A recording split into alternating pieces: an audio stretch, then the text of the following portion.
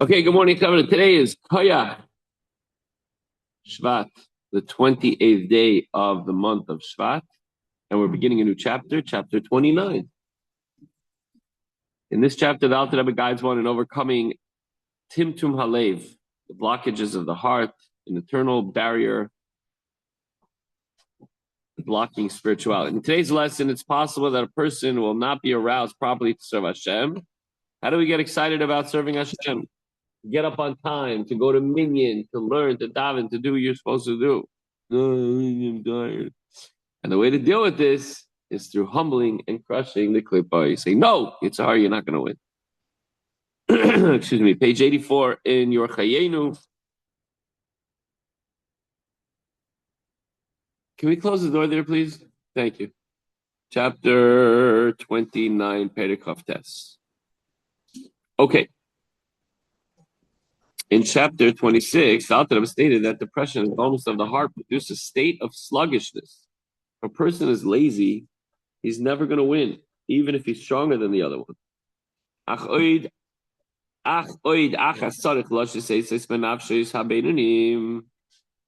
So those whose souls are on the level of a Beinoni and have to deal with another challenge, in addition to what we discussed previously about the sadness and everything else.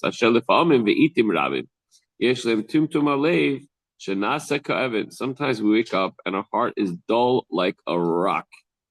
Just like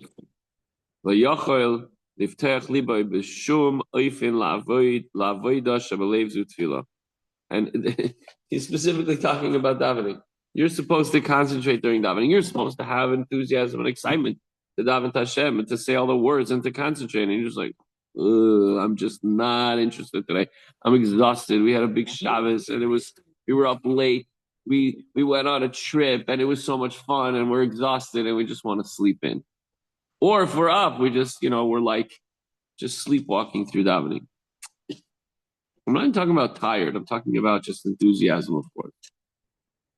So Chassidus explains that service of the heart, in a twofold sense, goes like this. A, it takes place in the heart. For in davening, one strives to extend the intellectual apprehension of Hashem and bring it into the realm of emotional experience, which is the love and fear of Hashem. And B, the object of davening is the heart. For in davening, one tries to transform the nature of his heart, to steer it away from mundane matters and bring it closer to the Avodas Hashem, service of God. And what happens when a person has timtum alev, a certain dullness, there's lack of enthusiasm? This is a big obstacle to overcome when trying to serve Hashem, especially during davening.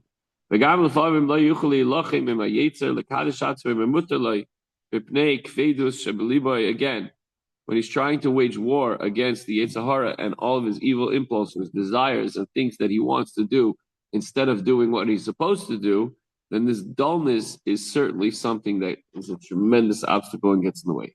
In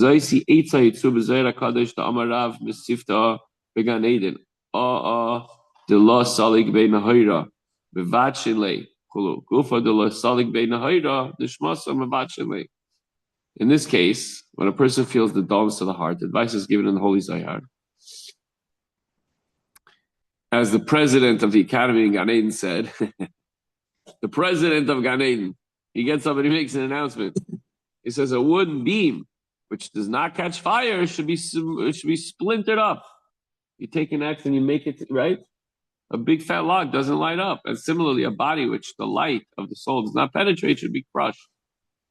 And that's what we're talking about. We crush the nefesh abahamis and the physical desires of a person. We try to break them down so that we can light them up with the spark of Torah and mitzvahs. The neshama, perish nahira, nishmasa, shayra, neshama, v'seichol, einay meir kol kach, limshay al chumrius shabaguf. The reference to the light of the soul, which in this case does not penetrate the body, means that the light of the soul and of the intellect does not illuminate to such an extent as to prevail over the coarseness of the body.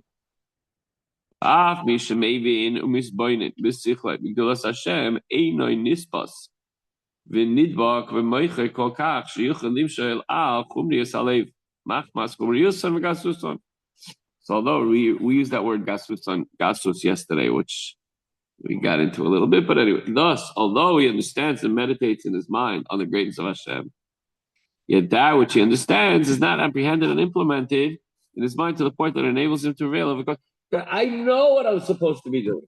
I know my job and my mission and my purpose and what I'm, meant to focus on right now. But because of this sluggishness and coarseness and obstacle, his heart being heavy and like a rock, he's unable to.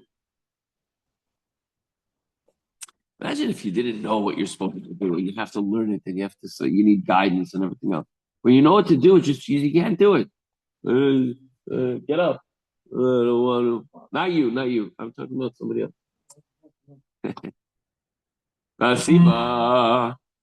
And the cause he gashes a klipa. This becomes why does it come about that a person just isn't able to overcome, even though he knows better? Because the arrogance of the klipa of the animal soul, which exalts itself, shemagia atzmai al oir kedushas nafsh alikis, u'mesateres shicha oira.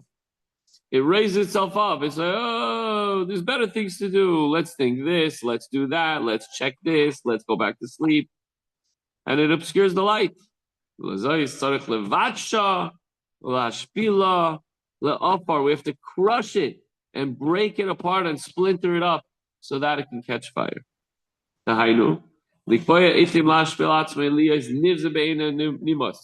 have to set aside time to think about how despicable your wants and desires and addictions and hobbies and things, whatever it is that's not in line with your avodas Hashem, is terrible. The leiv nishbar, a person with a broken heart, will lead to ruach nishbara, a broken spirit. He has sitra achra shehi adam atzmei b'beinoni. This being the sitra in the case of beinoni is the very man himself, the shell of the garment of the neshama, which is the physical body, is the person which would do the broken heart. Yeah. You said we have to think about the actions that you do, the hobbies of this, that. Person's not the terrible thing. Right. Separate yourself behavior should be terrible thing. 100%. No, it's not the essence of the person.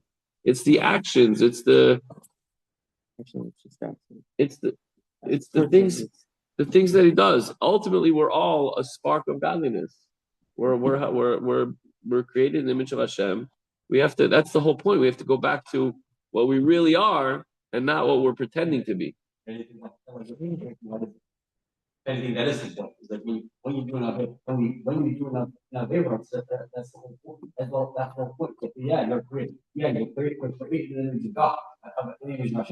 So that's the point. So when you sin, then you're taking that and you're violating the potential that Hashem gave you. Like, how could you do such a thing? Right. Right there. Where are we? On top of 86? Mm-hmm. שנפש החיוניס המחיה הגוף היא מסוקבוי וסולדתו בליבוי נמצא היא האדם עצמי. In his heart, the vital soul, which is the animal soul, which animates the body, is in its full strength as it was at birth, and hence it is indeed the very man himself. הנפש הלקישה בוי נאמר נשמה שנסעת בי טהרה היא שנסעת בי דייקה מכלל שהאדם עצמי. With regard to the divine soul within him, it said that the neshama you gave me is pure. This is exactly what we're talking about. The neshama, again, the neshama is the essence. The physical body comes and goes. It's there for 80, 90, 100, 120 years in Mitzvah Hashem. But the essence of the person is the soul. And that's a part of Hashem. It's pure. So the words within me cannot be understood as referring to the body alone. The body cannot speak for itself as a complete man. And so that's also referred to these words which you gave within me implies that the man himself who is saying these words is not identified with a pure soul, meaning the soul, the divine soul, is a thing apart, which has been placed within me. This me, the body and the animal soul, we're talking about the Beinoni here. We're not talking about the case of a tzaddik. Within tzaddik, it's different. Shebehem hu leifach. So Sar Adam. But when it comes to a tzaddik, the man himself is the pure soul, and meaning the divine soul, and their body is called the flesh of man, becomes secondary. For us, the body was there first. And then what do we say? The body, the soul, the neshama, the godly souls breathed into us. So the nefesh of Bahamas, Taka has the upper hand. That's why it seems to be winning all the time. Hillel would say to his disciples, they were going to eat. Says Shehu Ligmar Hailech Ligmar Chesed Im Aluva Vania. He would say, do a favor to this lowly and poor creature, meaning his body, who gufay. Ki kemoi zar nechshav etzloi. By the way, we talk about obviously Yisrael. We always have to get along, and if you're fighting, it should only be over the tongue. As I said before, Kiddush Chas V'Shalom, we shouldn't fight over the tongue. But we can wait a few minutes when it comes to the food. He says, when you give the body food, you're doing it a favor. And we're talking about a tzaddik here. Because the tzaddik is nothing other than a godly entity. It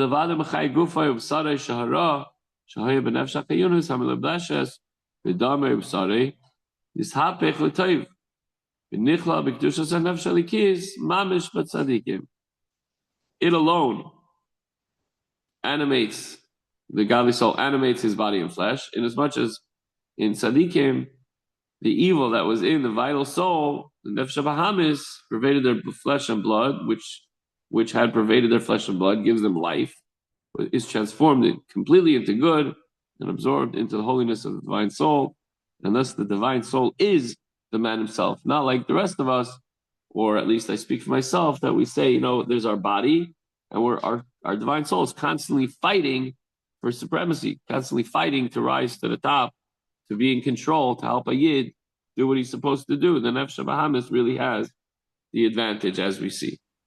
So the takeaway for today, Chavre, if you want success, the toolbox for success in divine services is as follows. There are times when you know what is right, but you just can't seem to get over the obstacle. You can't find that courage. You feel low on spiritual energy. What is this? It's your animal soul. And in a sense, your materialistic drive is having too much authority. So we have to find time to break that self-centered arrogance and say, no, Hashem is really in control. My godly soul is a portion of Hashem himself. And we have to allow our neshama to shine and rise above the klipa, the chakra, the animal soul. And we have to realize and don't be lazy. Get up and do our job and know that it's always going to be a battle, but we could win, we could prevail. We should, and we have to, in order to make the world a better and brighter place. Right, Eli? Okay, Chavra. Have a wonderful day. Thank you so much for coming today.